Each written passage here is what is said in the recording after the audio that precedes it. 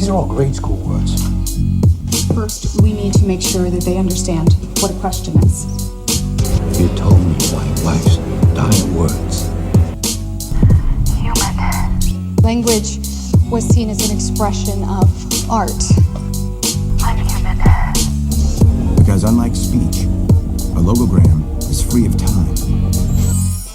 Good morning, my name is Ella. Welcome to Jared to Jared. On this week's episode, the Jareds will discuss Denis Villeneuve's Arrival, language, knowing the past, present, and future, Forrest Whitaker's fear of success, and much, much more. They have arrived. Yeah, the original story is called Story of Your Life. What's it about? Same thing. It's pretty accurate to the movie's pretty accurate to the book. Okay. Nice. Yeah, it's pretty much the same exact thing. Even the tone, like the tone of the movie with that like violin and as thinking of it as kind of a modernist film. Right. Or just its like aesthetic. There's something like modernist about it. I could get more into that, but he's like a modernist writer in the sense that's like he's really into like the economy of the word, like every word counts. Like if you remove one word from the entire engine, the thing falls apart. Kind of like a poem, you know? Yeah. And that's very modernist. Sure. Yeah. And that comes through in the film too. Everything's about language and what's it saying, what's it doing. Right. That, you know? Right. Even the like objective sort of logos part, the logistical parts are very, you can tell, sort of researched, well thought out. Yes. When the montage isn't just a montage, that's like an opportunity for the writer to get into the like, yes, you know, nuts and bolts of language, of how it works, etymology, all that crazy stuff, you know, yeah. Past, present, time. You could tell that story, this is really cool, you know, teaching creative writing this semester. That's a good way to like a good sort of example to get past writer's block or brainstorm a new sort of story in a way is he took something like language and a form of language that's non-linear and then built upon that this really cool fiction story around it that's also about motherhood and death and you know. Yeah, and that's America, what's cool about it too. It's like it's really a story about relationships and even spirituality. Right. And just to give a quick synopsis of it for listeners. So Arrival 2016, which everyone's seen this movie, which is cool. Like it's a neat one.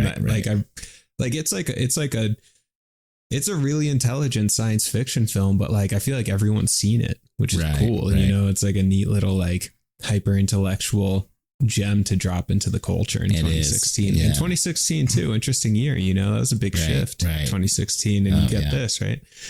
But so anyway, alien contact, and then it follows this professor of linguistics who is then charged with interpreting and translating the language of the new alien species that has arrived on Earth. But what you find out throughout the movie is that their language is non-linear, non-dualistic, and exceeds the confines of time.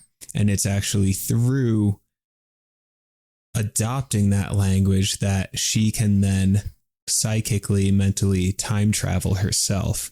And that's rooted in this theory, and they mention it during the film, that language shapes perception. So if you have a language that is non-linear, then your mind state itself will be non-linear.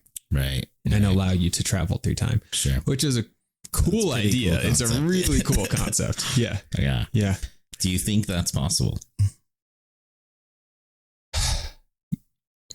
Are we getting into it? Are we getting into the weeds? Because I have a lot about Sanskrit and all those ancient languages, exactly. you know, they don't follow the same fundamental structure. And it seemed like those people knew a lot more about the future, the past, present, and future than we do now. Yeah. So what have we lost by following formulaic language? That's a beautiful question. Yeah. So there's an essay. I think it was maybe in 1913, but I'd have to look it up, by this guy, Ernest Fenollosa, who's like an early sinologist, right? He was studying Eastern languages and stuff like that. And then Ezra Pound comes along, modernist poet, right? Comes along and comes across this guy's essays. And then Ezra Pound edits them and circulates them and gets them the attention they deserve.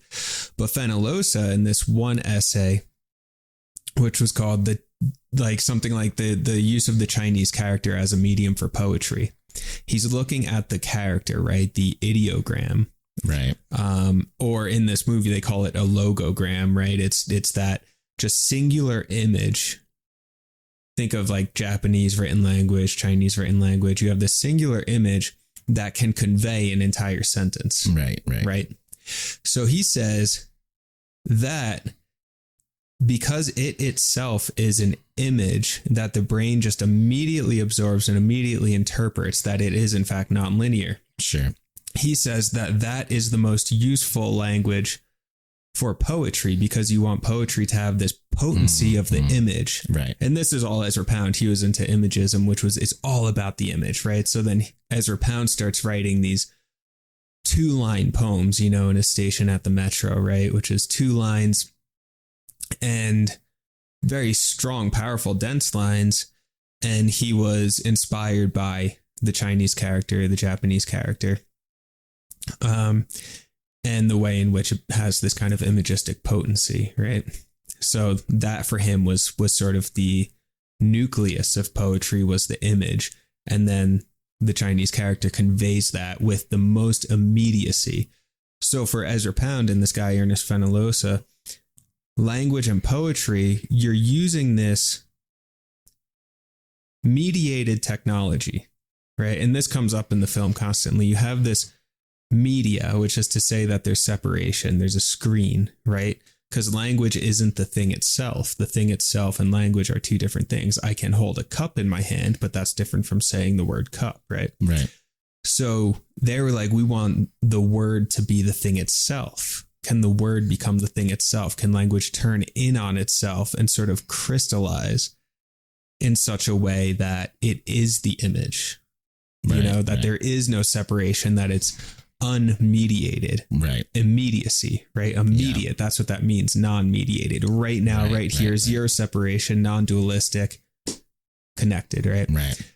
So Pound was trying to do that. So he was trying to use language as this kind of form of what you can really call a kind of spiritual transcendence. Right. That gets you beyond time, beyond past, beyond future. Boom, you're just fucking in it. Flow state. Right. So that's what they're getting at with this. You have this image, and then all of the alien language. I would guess that it's hugely inspired by the Zen Enso, by Japanese calligraphy, sure. Yeah. So, yeah, all that's kind of floating in the background. And so, in other words, to answer your question, I was ask you about that. Yeah. So to answer your question, is that possible? Yes, I think so. And it is true. I mean, there's been so many studies on this. Like, it's 100% true that language does, in fact, direct your perception in different ways. So like languages that have like more words for like the concept of like snow or something like that. I've heard like Eskimos have like 20 words for different types of snow. Their perception is going to be oriented in a different way than if you drop me off in, the Arctic and I'm just like snow. I'm not seeing the detailed gradations of what snow could be. So it does shape your perception, and it does rewire your brain when you learn a new language. So if you just absorbed yourself fully in that kind of like hyper potent character language, the ideogram, then sure, why not? Right. I think it's possible. Sure. Yeah. I agree. A couple things to say of that. Poetry itself, and you think about even the lyric essay, which is sort of this fiction, nonfiction poetry, cosmic freaking mixture together. Yeah. What's actually happening in a lot of poetry as well is you're getting a visual, sculpture, graphic sort of a painting, even if you will, an illustration. The poem itself turns into a work of art in a way. Flows different ways. It doesn't follow grammatical structure. It doesn't follow conventions of language. You could look at the piece of many poems as themselves a work of art. There's a lot of poets that do that intentionally. They try to make, you know, like the visual structure, and, you know, all this crazy stuff, the actual structure. So that there's that. I love that pound and that theory on the Chinese symbols too. Because, but of course, going back to the French guys as well, Derrida, etc. The signs and the symbols, that's what they are. They're little illustrations. A T is like a cross. You know, these are little drawings that we're doing essentially. And when you see them, then we apply all our cultural, social meanings onto them. Right. However, let's think about it objective, sort of scientifically. What's that study about observation? That when scientists did some study where you're looking at molecules. I know what you're talking about. Move a certain way. And the double slit. Don't look at them. Right. And they can exist in like any place and time at all times. Right. So what happens then when we're verbalizing? Imagine just through perception how we change the reality of physics around us. Imagine that's the power of verbalizing, right?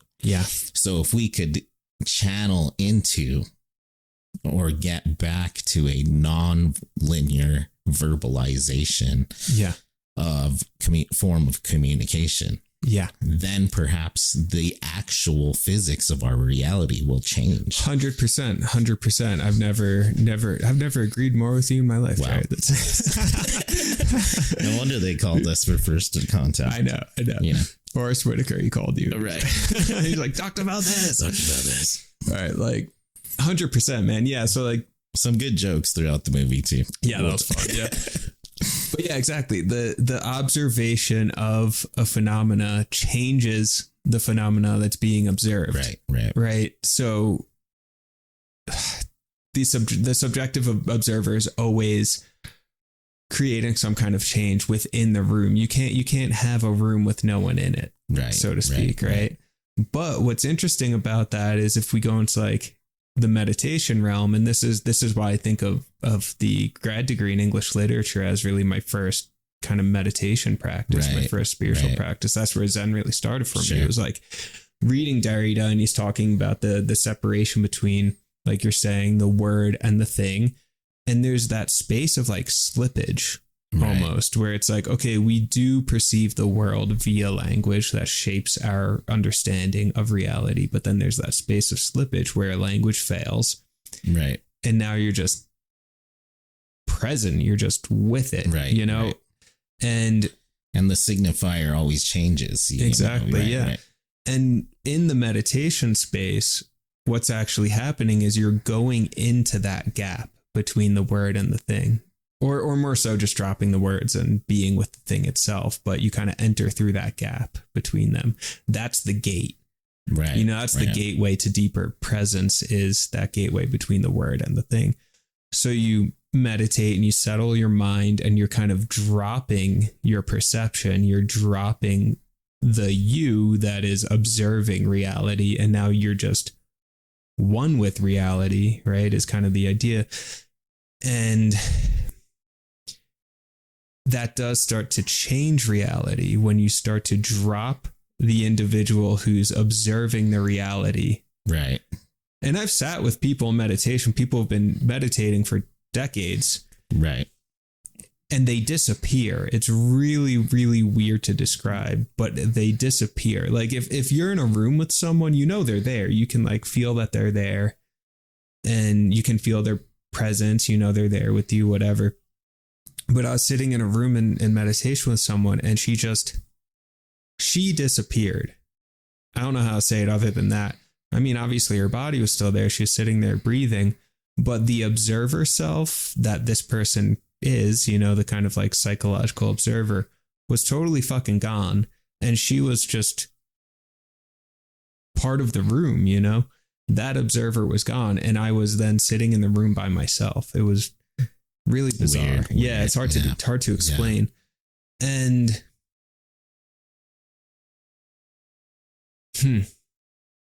so you drop the observer self, and then the phenomena that is changed by an observer is no longer changed.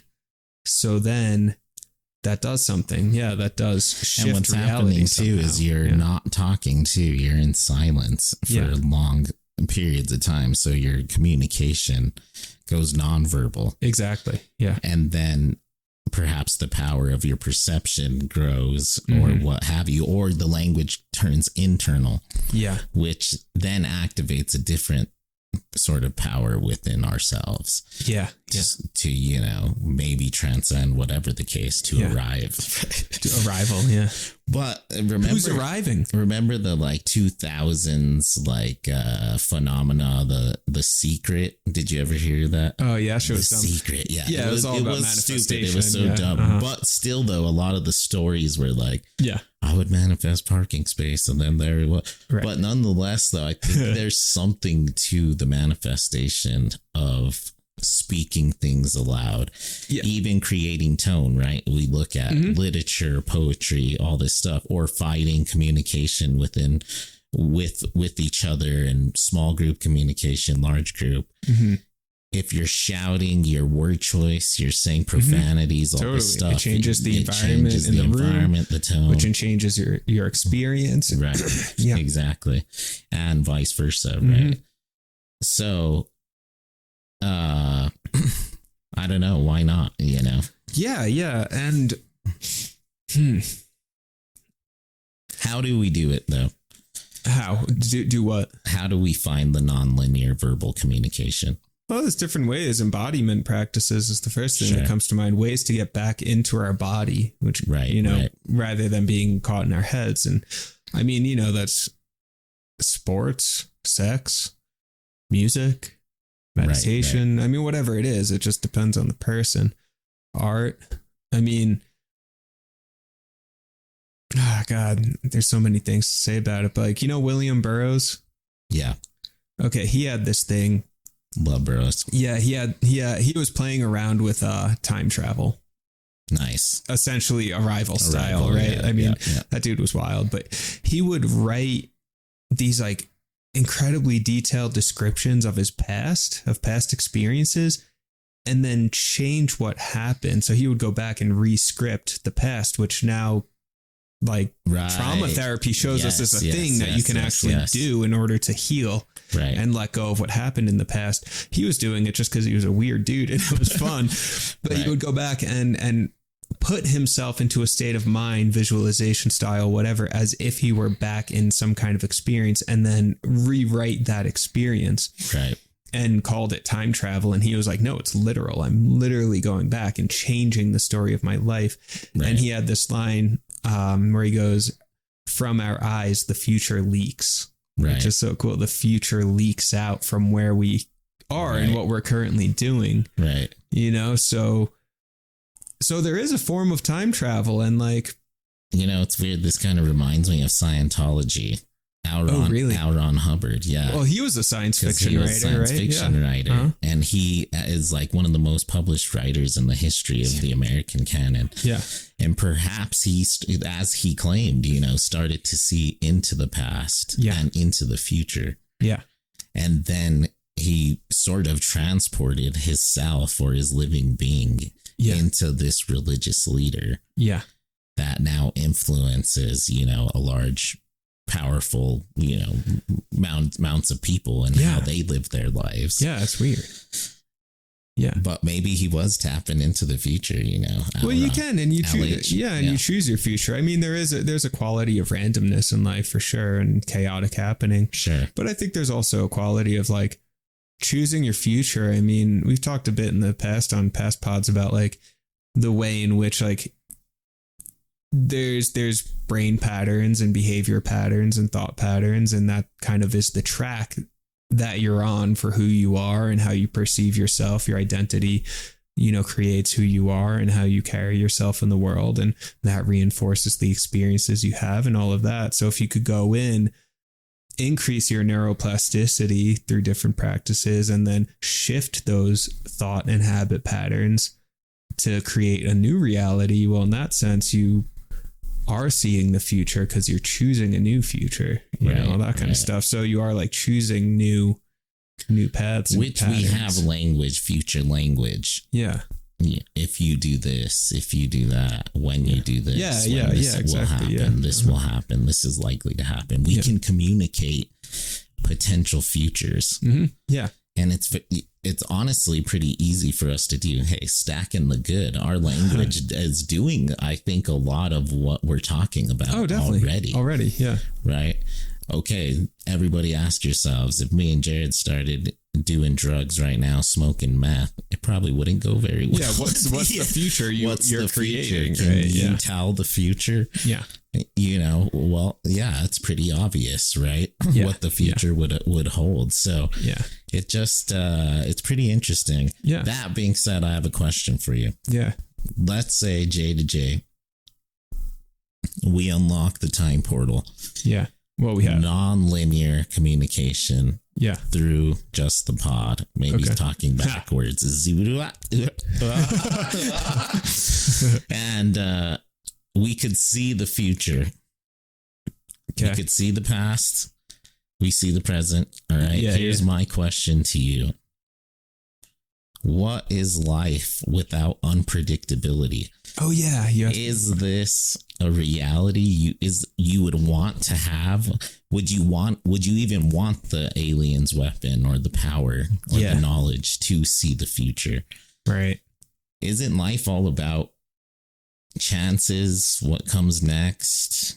We don't know what's going to happen. That's what makes mortality. That's what makes our existence so beautiful to the gods. Sure. Yeah. Yeah. And that question comes up in the movie, right? Where it's like the main character, Dr. Louise, whatever, she, it turns out that she's remembering her future. You think it's images from her past with her child who dies or something. And then turns out she's actually remembering her future.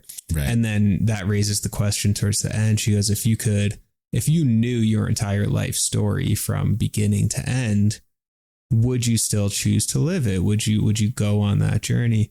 So there's different ways to answer that question about predictability. Because on one, I believe, who knows if it's real? I don't really know, but I like to believe because it's fun that there's like soul contracts, you know, that our soul, our spirit, whatever, coming into this life knows the curriculum, knows the syllabus, is like, I'm going to come into this life. Here's going to be like the themes and the main lessons and all of that stuff that I'm going in to learn, you know? So at that soul level, some people say you already know it and you actually have already said yes to do it, you know, to go through the curriculum, take the class, and then dip back out to the soul realm, you know? In moment to moment, just more kind of mundane human body life.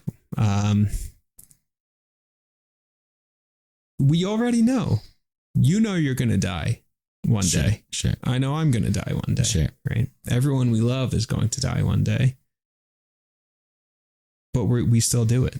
Right. We still choose actively to enter into relationships, friendships, all of that, knowing that there is an end to all of it at some point. And we still choose yes. And I think there's something deeply, deeply, deeply admirable in that human condition, you know, in that human quality of saying yes to the story, even though we already know that there's going to be termination, you know, in that. And you don't necessarily know the details. I mean, it you know, it's kind of like a detective story in that way, where it's like, you know, that, you know, they found a body in the guest room and now they're trying to find out clue who did it, you know, that kind of thing. And then the fun is getting to like, well, how did it get there? You know, you already know the conclusion, you know, someone got killed or whatever. But then the fun is figuring out the story along the way. Right. Which is kind of making me think of Minority Report. Remember that one with Tom Cruise? Yeah. And they could predict this crime unit could predict crime before it happened. Yeah, so cool. And it was sort of like, was it really going to happen, or was it not really going to happen? Right. You know? Yeah. And then did you make it happen through your so-called prediction of it? Yeah, exactly. So even if we knew, we would be trying to change it. Let's say I had the epiphany through the cephalopods that I was going to, like, you know, die in a submarine one day on vacation. I'd probably never go on a submarine in my life. Yeah. But like somehow, some way, I'd be like at Universal Studios, a park could go wrong. Maybe the only way out's the submarine. Right. Or something, or you know what I mean? Like I'd have to like save Dalton by jumping in the submarine. Some way, something's somehow, gonna happen, I will be in that submarine. And that would kind of drive, I think, us a little bit mad. However, I think the pros of knowing the future could potentially discard like depression, what have you, because if you knew that you were soon to meet your wife and kid and stuff like that, but it just hasn't happened yet. Oh, you could actually see her. The part of you that's like anxious about having that happen would then kind of mellow out. Right, exactly. Or you find out, no, you're not ever going to meet that special person. And then you can make your peace with it. The anxiety of like, what if it doesn't happen? You know, it's like, no, it's not going to happen. So chill, you know, or it is going to happen. So chill. Well, like, okay. So in Star Trek, too, like a side story, the Christopher Pike character, Captain Pike, he finds out about his own death. Yeah. And he has to live with that. But he doesn't fall into depression, and like he continues to be a captain. He knows he's going to die in this situation, but he chooses your role. to live out sort of like what you're saying, you know, the steps of it. However, if I knew the future that I was going to, you know, be homeless and die of starvation or something, that would suck so bad. And knowing that I can't like change that fate, you know? Yeah. So, because that's what hope is. We would no longer, right? That would then null and void hope. Yeah. There's a lot of angles on it. I mean, two things come to mind. I remember being like 8 years old. I remember Scary Stories to Tell in the Dark. Did you ever? Yeah. Those books are sick, dude. They're so cool. Good ones. Yeah. The design on them too. Those, like the cover, the whole thing was just done so well. Those books are great. 90s, bro. And like, we've been doing Goosebumps lately. Hell yeah, I love Goosebumps. Yeah. So there's one story where it's like this dude, colonial times or whatever, settler times, and he's like in a bar, and then the bartender, whoever is, just like, oh, Nathaniel, someone's been looking for you, you know? Then turns out the guy looking for him is Death. You know, Death is looking for Nathaniel. Yeah. It's like, you're going to die on May 23rd of next year, you know? Right. So Nathaniel, oh, fuck, you know, he's like, I got to get out of here. You know, he's freaked out. He's not ready to die, right? So he gets on a horse and just like jets it across the country to freaking 300 miles away, you know, and he's just doing whatever he can to get away from Death. And then sure enough, that's where the death date is, you know, and he ends up running right to it. You know, it's a story of fate. It's he ran right to it. And Death gets you, you know, it's like, I mean, if he stayed in the same town, Death would have just got him there. But, you know, the main idea being, it's like, it's going to happen, you know? Right. So he actually manifests it by reacting to the information that he's going to die, you know? So he ends up actually manifesting it. Whereas if he just chilled, maybe he would have been fine. Who knows? Anyway, that one. And then... oh man, I had one. That's like in Harry Potter, the three brothers who face Death on the bridge, and Death then tells them they have like essentially one wish. Yeah. and one of them wishes for power, the other one something else, and they both end up like killing each other, you know, greed and power. And the third brother asks for like the cloak of invisibility. Oh. And he just hides from it. He's like, but then I'll go with you willingly. When he was old enough and ready, he takes the cloak off, and him and death go hand in hand. Like, you know, yeah. Because he wasn't trying to cheat or like, you know. Yeah. He was accepting death, but just sort of on the human terms, you know? Yeah. I'd have to revisit that one. That's a good little fable there. Yeah, it's cool. I love how they do it in the movies too, because it goes into the movie into like this really cool illustrated version of it. You know? Neat. Just a couple pointers about the movie too. Yeah. Just a great like example of setting and tone. Oh, beautiful. Yeah. The score. Yeah, definitely. With the shots, so those well awesome like shots of her, even in her office when she's first listening to the language. Yeah. It's so eerie and just because that's what it would be, I think, if we've discovered alien language and we had first contact. It wouldn't be settling. It wouldn't be comforting. Yeah. It's something very much not normal, something we wouldn't expect. So I feel like there would be an eeriness around it, especially if you were involved with it.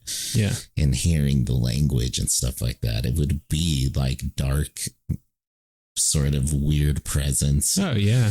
And then, like you said, when they first get into the ship, so awesome, that like cinematic, that's such a callback to like, you know, 40s modern philosophy about the film and cinematography and our projecting of our own lives onto these things and then projecting onto us, seeing us as well through the camera, through the big screen, you know? Yeah. And that's the thing. I think we're always walking through our own projection. Right. You know, ultimately going back to the observation changes the reality that you're experiencing. Yeah. I mean, if you're constantly projecting, which we are, our psychological shit, all this stuff onto a situation, that's the so-called reality you're going to experience until you stop projecting. Right. And instead just kind of receiving information and receiving life and all of that instead of projecting all these boundaries of what it could be and expectations and limitations. Right. You know, because we all have our ideas of who we are and what we deserve and all that kind of stuff. And yeah, it's not until you drop that then life opens up more. Right. And then you're really open to possibility. Well, and then it's interesting because a lot of those philosophies say what's on the screen is a version of the human self as well, our own psychology. So we're essentially watching a theater of our own being, of ourselves, a mirror, almost, the screen. It is a mirror. But what's happening with this alien situation is they're putting themselves, they're understanding themselves and the future of them, of yourself as well. And what's happening if you heal yourself now through language, in 3,000 years, you will be strong enough to heal yourself when you need help. Oh, yeah, I like that. So heal yourself now, and then when you need it in the future, you'll be able to heal yourself again more aptly. You'll have the power, the weapon to do that, which is language. Yeah. Well, that's what was cool too. Like, the aliens say, like, we're helping you, not because we're these hyper selfless, benevolent beings. Right. They go, we're helping you human beings because in 3,000 years, you guys are going to help us. Yes, exactly. Yeah. Right. Yeah. So there's a quid pro quo aspect to it, but like clean. It's not like a weird, like, bribe or something, you know, it's like, I mean, that's the nature of the universe, you know, I mean, because we are all interconnected and all of our stories intertwined. So, you know, if I know some game, if I help, I'm going to get help at some point, you know, that's karma. It all kind of comes back to center. Yeah. Yeah. Great acting. Freaking Colonel Weber, hilarious. So much fear of success. That was funny. Yeah. It's like, bro, just let her do her freaking linguistics job. Step out of it, bro. You're freaking out. I'm so pissed. That's funny. I can't take this much success. Yeah. Jeremy Renner, classic, good cast, you know, Amy Adams. Good cast, yeah. It's awesome that stood the test of time. I remember back when it came out, you know, a decade ago almost at this point. Yeah. I saw it in theaters, and I was going up to see my girlfriend Ruth at the time. Yeah. And I was staying at her house for a week, and she had to go to work, of course. So she went to work that morning. And this is when weed was only legal in like Colorado. Oh, cool. Yeah. Nowhere else in the country. So I was like, heck with it, go for it. So I like went and got some breakfast, hit a dispensary, got like 500 mg gummy chocolates and like a rolled pre-roll, like, if you know, keef and resin, and like showed up to the movie way too early. So I just like smoked that J and ate all those chocolates, like not thinking about it, and then went in at like for the like 9:55 a.m. Yeah, and it was me and like 5 other like senior citizen couples, you know, were there, and it was awesome. This huge theater. Yeah, I'm telling you, when they jump into the thing, I was like jumping with them, just like, and like really getting into the score and just all the crazy. It's an awesome movie to watch on the big screen, for sure. With, you know, all the ambiance, the sound, totally. And, you know, left an impression. Final thoughts on Arrival.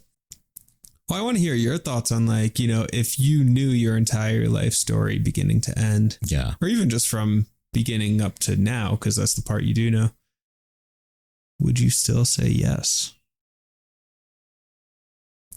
So, just for clarification, if I knew the future, or if I just, or just the question of, like in the movie, if I could go back, would I do it? No, not that one. Not that. Like in the movie, Amy Adams' character, Dr. Louise Parker, I think it was. Yeah, Louise.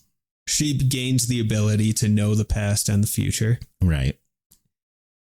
And then she still chooses to follow through with it, which indicates that there's free will. Yes. Because she could have, knowing what was going to happen, you know, because her daughter ends up getting like cancer when she's a teen and dies. But she says yes anyway. She chooses nonetheless, having the knowledge that her kid's going to die. She still freely chooses to marry, what's his name? The mathematician. Dr. Ian, Dr. Ian, whatever. And then proceed with having this child, even though she knows there's going to be devastation, grief. I mean the worst kind of grief, I imagine, that's possible. So, and she still said yes, because if she didn't say yes, sure, she'd get to avoid the grief, but she wouldn't have had all of those incredibly, profoundly beautiful moments of being a mother. So she still said yes, even knowing. So I guess that's my question to you, even knowing the ups and the downs, because life has both. Would you say yes? Or would you just be like, nah, dude, I'm out. I'm not going to participate in this. I'm not going to like have that kid. I'm just going to chill and go do something else, you know? Well, I'm wondering if, a little side quest, if, not following through with the sort of prophecy would then take away the power of seeing future again. Oh, interesting. Yeah, I wonder that power, because then you're distrusting. Oh, wow. Yeah. The new language, you know. That's fascinating. Yeah. But to answer your question, it would depend on what the future I saw was. Okay. So as being a father, it's a very, I would have to meet that kid and spend those years with the kid. Yeah. To me, she made the right decision in that, even though it ends in tragedy. Yeah. And of course, I would forever try to prevent that from happening as well. I'd be like, hey, maybe we just didn't catch it close enough, whatever.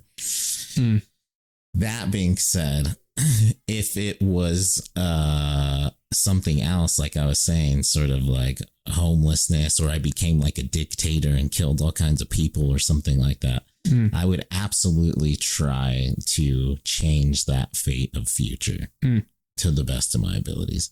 Okay. And even if it was like really, really bad, like I'm saying, like become a dictator, fucking set off nuclear bombs or something like that. Yeah. You might do that. I would probably just go jump off the gorge. Yeah. Yeah. And literally prevent any possibility of that ever happening. But what would be funny is if me jumping off the gorge started the nuclear war. Yeah. Yeah. But the thing is, too, it's like still going to be within the realm of what's reasonable for the individual, right? Because if you were someone who had the personality structure to become a dictator who starts a nuclear war, if you received the information that you might become a dictator to start a nuclear war, you'd probably be like, yeah, let's go. Right, right. You know, like you receive the information that makes sense within who you are, because you're not going to receive that and then go jump off the gorge. Right. Because it just wouldn't make sense. It wouldn't compute, you know, it's like you're going to get something that makes sense for you. Well, and then sort of going back to your tangible examples, like adopting a dog is very much this sort of see to the future. Yeah. Because you can't prevent a dog's death until like at maximum you get, I think the oldest dog ever was like 19 or something like that. You know, they just don't live very long. Yeah. Yeah. Usually only like 10 years. Yeah. You know, so would you take the life of Grid, the love for a decade, or would you, you know, take the possibility of, right, or just avoiding the pain altogether? Which makes me think this movie is a lot about sort of taking chances as well. It is. Yes, because if you don't, well, yes, of course you may avoid pain, but you also will absolutely ensure you don't discover knowledge, discover new experiences. Yeah. You know, because if you're never taking a risk, well then. Yeah, exactly. And it really comes down to what kind of life do you want to live? Do you want to live a small one or a big one? And by big one, I don't mean like hyper success, everyone knows who you are or something like that. I mean a richness of experience, because you could live, and this is completely an option, I mean, you could live a very small, cloistered kind of life where you're just shutting everything out for fear of pain. I mean, we could do that. Right. Or opening up to pain as well as joy and all of that, because it seems to me it's this idea that like if you can't numb out, you can't selectively numb, you know, it's like you're either shutting yourself off to pain and joy in equal parts, or you're opening up to pain and joy. You kind of have to do both. Two sides of the same coin, even though, of course, being human, we want to only cut out the pain. We're always trying to cut out pain and pursue pleasure. But just for some reason, it doesn't seem to work that way. You have to, or you don't have to, but, you know, kind of opening up to both will just, I don't know, just expand your experience of life, you know? Right. And it's just, you know, that's not even like an ethical thing or a moral thing or something like that. It's just like, what do you want? You know, it's like, yeah. Do you want a smaller life or a bigger life in terms of vastness of experience? So what could I call and tell you to change your mind not to nuke the aliens? What would be your like memory? Oh, that's a good question. Yeah. For General Shang, it was his wife's last words. Yeah, that no one but him would know. Right, so then she calls and knows, because in the future he told her, and they loop back around. Yeah. Right. Which I love that Shang knew for some reason that he had to tell her later after peace was already made. That's cool. Yeah. Because what would have happened if he didn't? Butterfly effect. Exactly. Yeah. So it would have to be something that only I would know. Right. Or that only would like occur within the J to J universe. You know, that I'd be like Daniel Pig Lewis. Yeah, dude, exactly. Yeah, it would just be like, what did I say on episode 3 of J to J? You know, what was that really important thing? Just like, I don't know, I've never heard the podcast. Yeah. Here's the link. I just had to show that to you. Oh man, that's hilarious. Yeah, becoming Jim Bob. Yes, yeah. Becoming whom, and then Right. who is Jim Bob? God, I feel like I don't have any like super significant dialogue in my life that I could really hold on to. You probably do. It's Probably, right? But yeah, if somebody like reminded me of it, I'd be like, oh my God, that's what, Yeah. Hillary told me. Nice on 14. Yeah. Yeah, exactly. Yeah, it's pretty funny. It's probably important that we all have a secret message there, code, Right. That's kind of a cool one, man. I like that. And that's intimacy. Sure. Oh, there it is. There's some intimacy there too, because General Shang, Right. how is he portrayed throughout the movie, right? Because he's like the dictator of China. Right. So you assume this like mean ass dude who's like ready to declare war on the aliens and like, disrupt any opportunity for peace. And then what is the thing that sways him in the other direction? It's a moment of deep, deep, deep intimacy. It's the final words of his wife dying, so deeply intimate with her.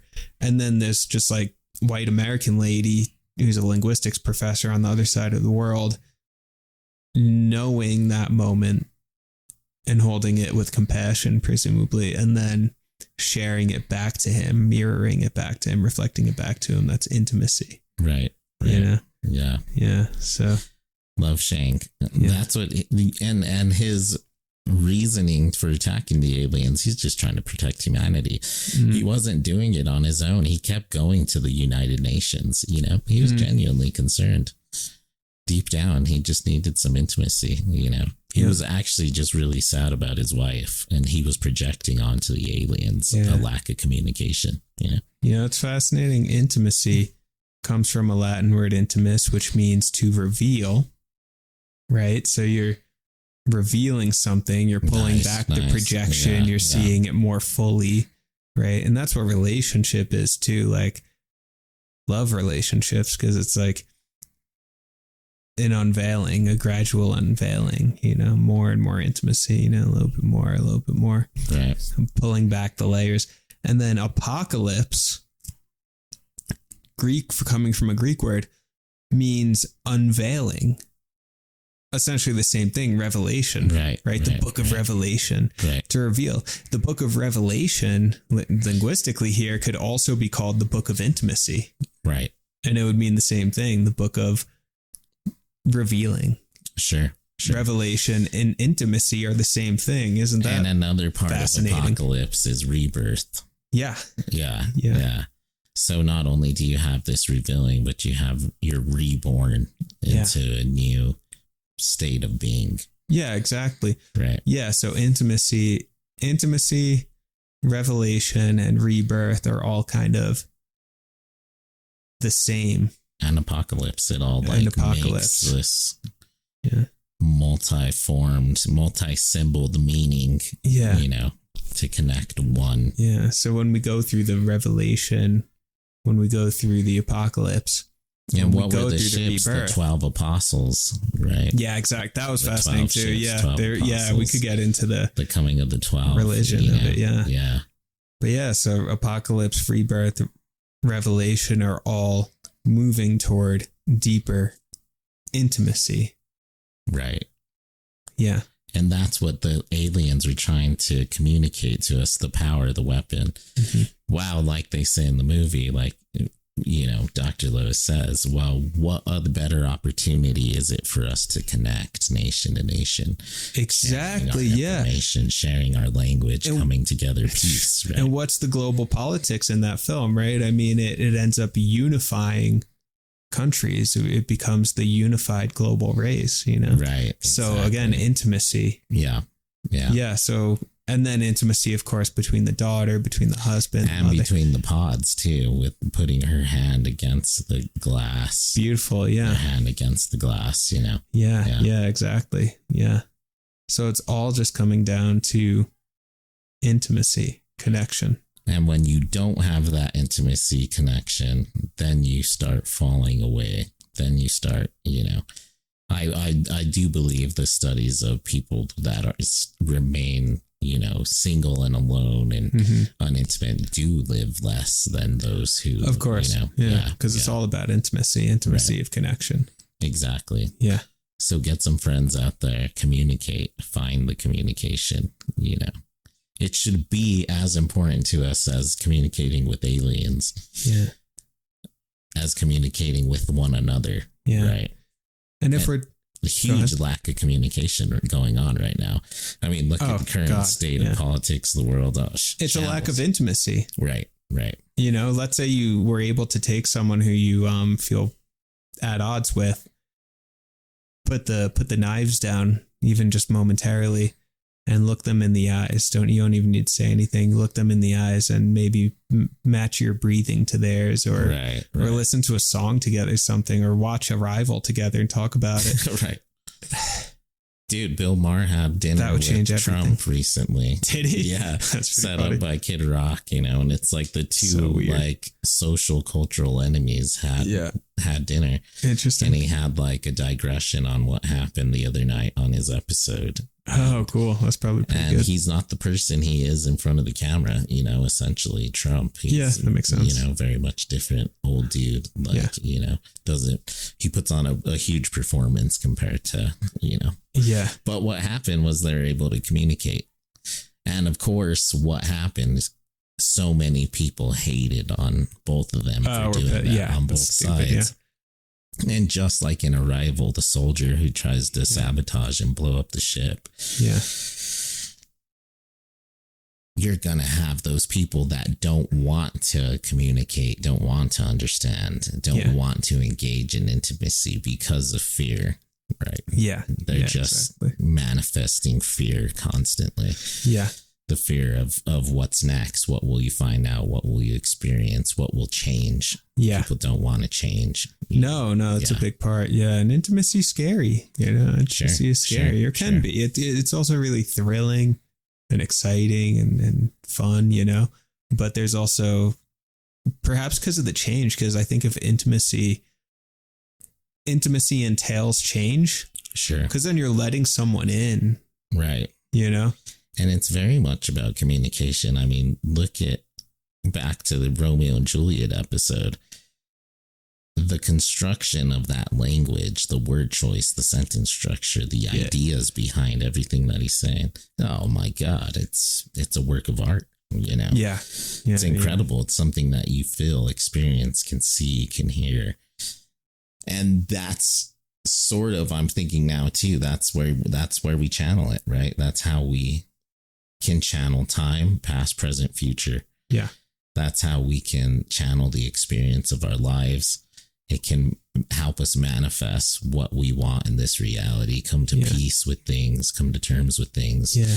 And always remembering, sort of back to the Zendo thing, or the circle, what's it called? The Enso. The Enso, right?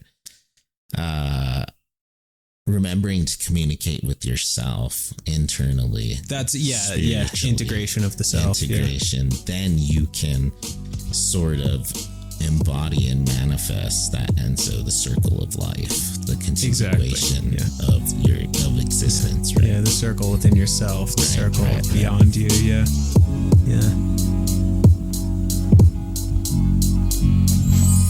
On behalf of the Jareds, thank you for listening.